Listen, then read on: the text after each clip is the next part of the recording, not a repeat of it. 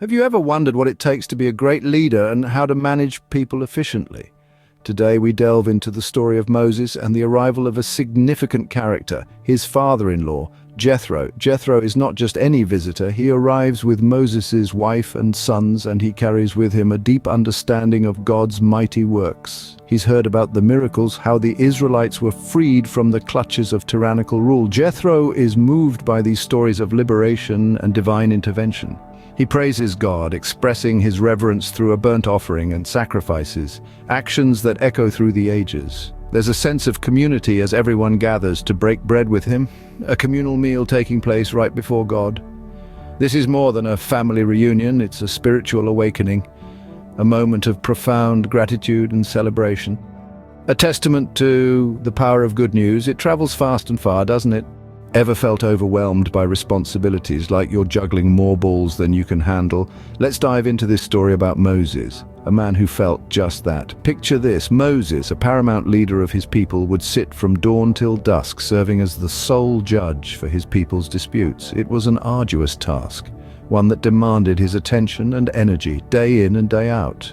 People would flock to him, seeking wisdom, looking for divine direction. They sought God's will, and Moses was the conduit through which they hoped to find their answers. Observing this was Jethro, Moses' father-in-law. He watched as Moses was engulfed by the sheer volume of disputes and issues that came his way.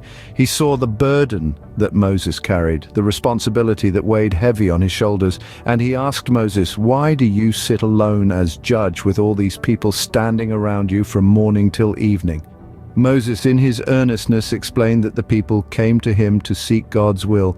They had questions, disputes, and he was their guide, their connection to the divine. But Jethro, wise and insightful, saw the toll it was taking on Moses. He saw a leader on the verge of exhaustion, a man burdened by the weight of his responsibilities. So Jethro offered his counsel. He advised Moses to share the load, to not carry this massive responsibility all on his own. He suggested that Moses select capable leaders for groups of thousands, hundreds, fifties, and tens. These leaders could handle the simple cases, the minor disputes. Only the difficult ones, the complex issues, would be brought to Moses. This way, Moses would not wear himself out. The task would become easier, more manageable. And so Jethro's wise counsel was all about sharing responsibilities, about not letting the burden of leadership wear one down. It's a concept as ancient as time, yet so relevant in our lives today, isn't it? How often do we take advice and implement it to make our lives better? Now let's move on to how Moses put Jethro's wise counsel into action. Acting on the advice, Moses chose capable men from all Israel.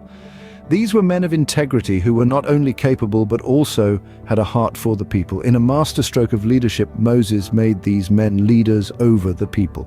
They were given the authority and responsibility to judge the people.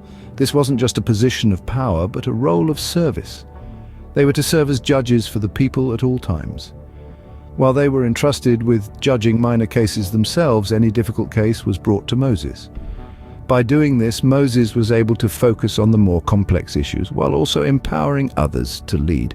This, my friends, is a clear demonstration of effective leadership and delegation, wouldn't you agree? How does one part ways after imparting such wisdom? As the sun sets on this chapter of our tale, we find Jethro preparing to return to his own country. This is not a departure shrouded in sadness, but a farewell filled with respect and gratitude. After all, Jethro has played a pivotal role in shaping Moses' leadership. Jethro's wisdom was not just in his words, but in his actions.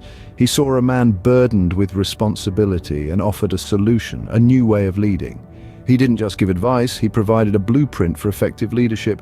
His counsel was one of delegation, empowerment, and trust, principles that are relevant even today.